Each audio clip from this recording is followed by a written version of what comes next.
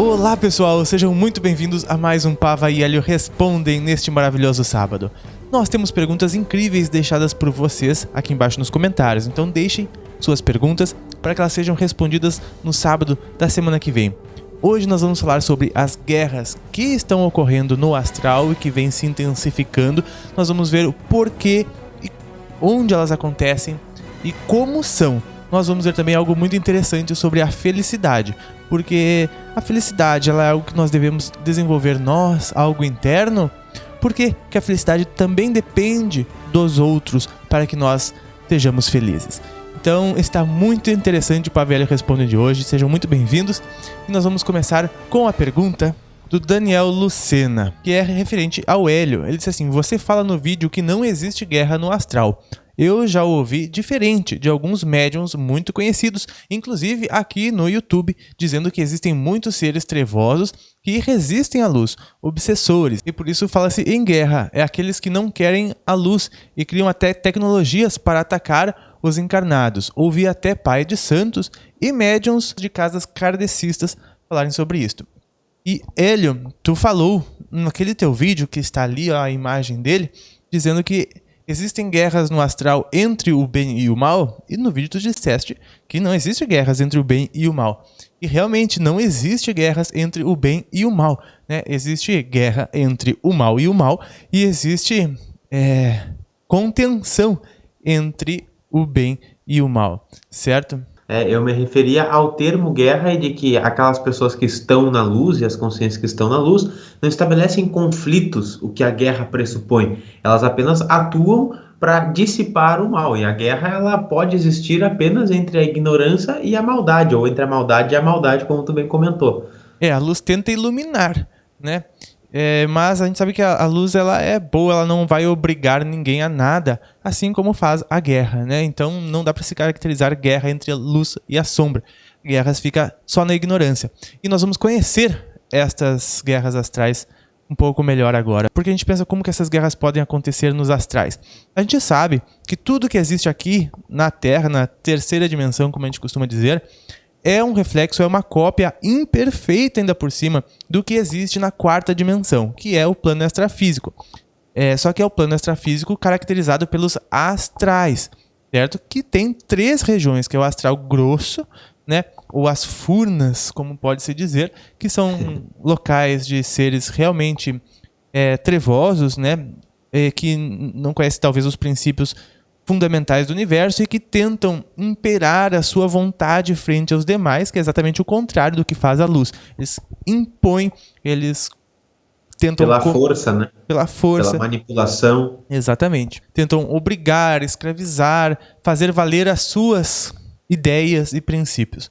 O que os mantém naquele nível? Existe também o chamado umbral médio, que é onde estão muitas das entidades que estão perdidas, que têm muitos vícios em pensamentos negativos, em sentimentos negativos, cultivam raivas e vinganças, são obsessores de si mesmos ou dos outros, certo? E existe aquele plano da quarta dimensão, que também são os umbrais, que são um pouco menos pesados, que é onde as colônias são localizadas, a maioria das colônias espirituais.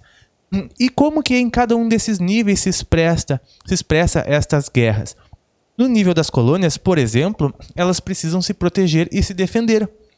Bem como nós aqui. Nós já fizemos um vídeo aqui no canal onde os guardiões precisam defender a colônia espiritual que foi atacada, né? As colônias de transição, como é o caso de nosso lar, né? Porque eles, da mesma forma como nós, se colocarmos uma cidade, vamos encontrar alguém que vai tentar roubar essa cidade, que vai tentar pegar suprimentos, tecnologias e, enfim, diversas outras coisas.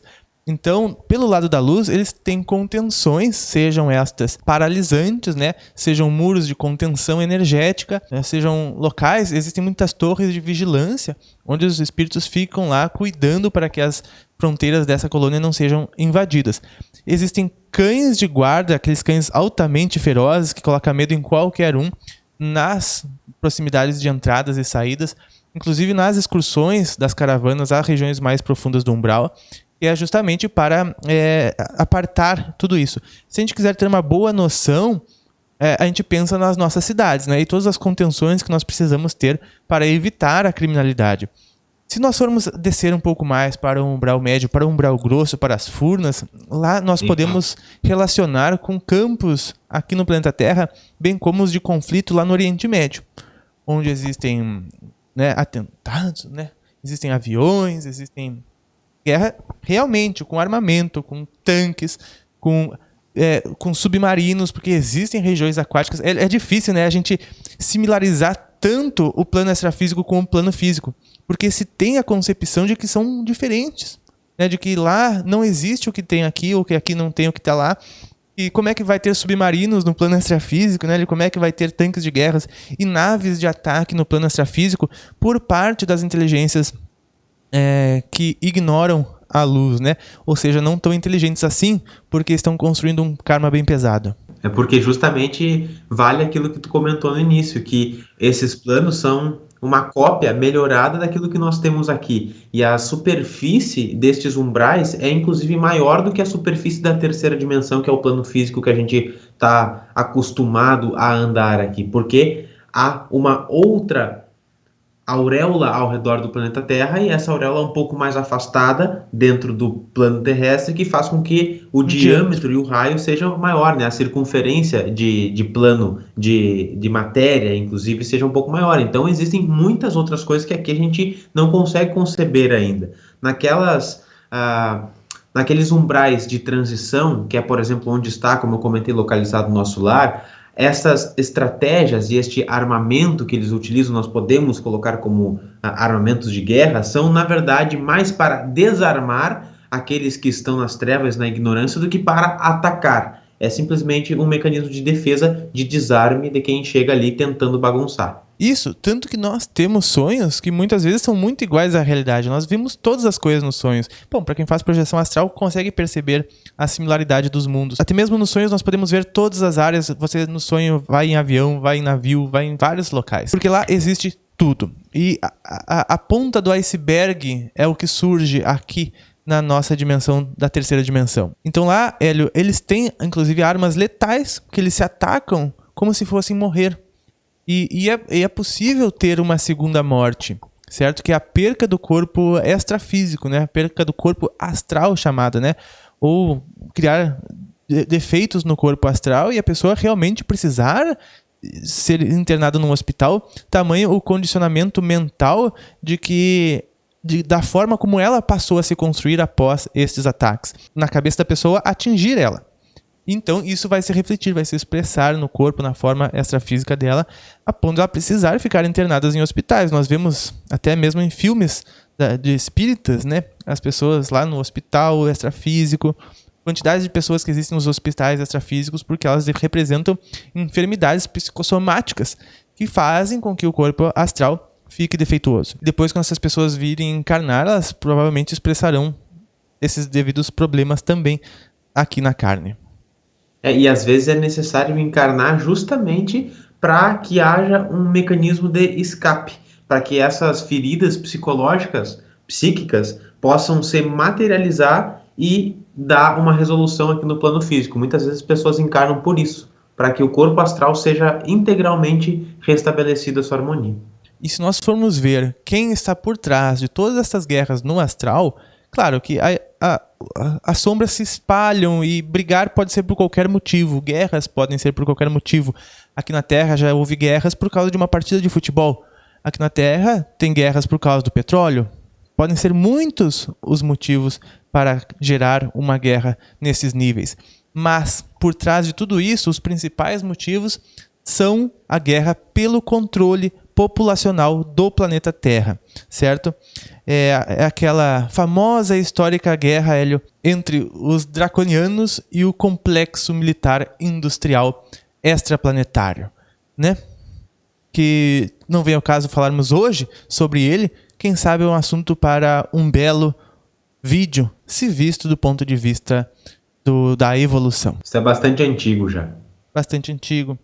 Né, os draconianos, acredito que vocês saibam bem, né, uma raça, e o complexo militar industrial é realmente formado pelos seres humanos, nós, né, que já não estamos mais no planeta Terra, mas que formamos um grande controle sobre a população, né? Muitos conhecem sobre governo oculto, essas coisas, esses mesmos, né? E se eles controlam a superfície, lá é onde está a maior frota deles. Cada um puxando pelos seus interesses, né? Uma guerra de egos. Uma guerra de egos. Porque eles estão tentando aproveitar a oportunidade para que eles continuem sobre a custódia da Terra.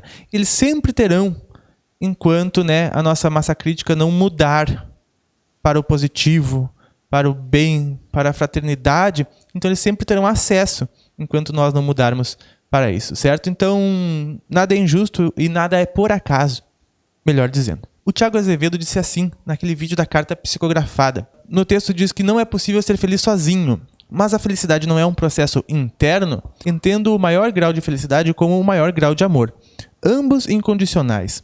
Se não é possível ser feliz sozinho, então, que é uma frase daquele vídeo, né, daquela carta psicografada, não é possível ser feliz sozinho. Então, se não é possível ser feliz sozinho, então há uma condição para a felicidade, sendo essa condição externa ao indivíduo, porque uma pessoa que vive o amor incondicional e está liberta de apegos não poderia ser feliz sozinha, né? Algo a poderia impedir de ser feliz que não ela mesma. Muito curiosa essa pergunta, muito interessante, né? É uma boa pergunta, e a gente tem que trazer aqui duas visões que aparentemente são antagônicas e paradoxais, mas no fundo não. A gente consegue sim ter um grau de liberdade que nos permite estar com uma sensação de felicidade, mas essa felicidade vai ser referente à nossa personalidade pela compreensão que a gente teve, é como se fosse uma grande iluminação. Mas se a gente for mais a fundo ainda, a gente percebe que não há diferença entre eu e o outro, porque todos nós somos uns e estamos conectados pela teia universal. Então, quando eu percebo que por mais que essa minha pessoa, essa minha persona esteja feliz, mas aquele outro não, no fundo eu não tenho como manifestar uma felicidade completa, plene e perfeita, porque eu só vou estar feliz quando todos estiverem felizes aqui no planeta Terra e em todo o universo. Por isso que uma das frases que trago nesse sentido é que a melhor forma, ou uma das formas de nós sermos felizes é contribuir para a felicidade dos outros. O olhar para dentro nos faz encontrar o outro, né? Por mais que a pessoa tenha amor incondicional, por mais que a pessoa seja feliz, ela nunca vai conseguir se sentir feliz ou plenamente feliz se ela vê a outra pessoa em uma situação debilitada, em uma situação ruim, em uma situação que a promove tristeza ao ver, certo? Por isso que tem aquela frase que diz que a paz só existe quando todos estão em paz, porque no momento que um estiver em conflito, existe o conflito. No momento que só haverá paz no planeta Terra, o dia que todos os seres humanos estiverem em paz e viver em paz, certo? Por isso que a felicidade, a gente vai se sentir realmente feliz com a felicidade dos outros, não é, Hélio? Exato. E uma soma com a outra e fica cada vez mais fácil a gente estar nessa sensação de felicidade. É claro que a grande compreensão de alegria e que nada é permanente, os sofrimentos, os conflitos, por exemplo, já nos permitem nos colocar num estado de tranquilidade que a gente sente um pouco dessa felicidade. Mas ela profundamente e plenamente vai acontecer quando todos estiverem em paz. Tem felicidade maior do que dar felicidade para alguém? Aí que sim que a felicidade multiplica, né? Então a felicidade é quando todos estão felizes, a paz é quando todos estão em paz. E paz eu desejo muito para o seu final de semana. Eu espero que você tenha gostado deste vídeo. Deixe seus comentários, dê o like no vídeo e nos comentários que você gostar, certo? E agradecemos pela sua inscrição.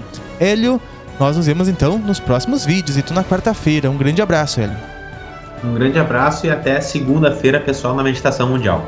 Ao vivo, te espero também, certo, pessoal? Fiquem em muita paz. Nós nos vemos nos próximos. Um grande abraço e até mais.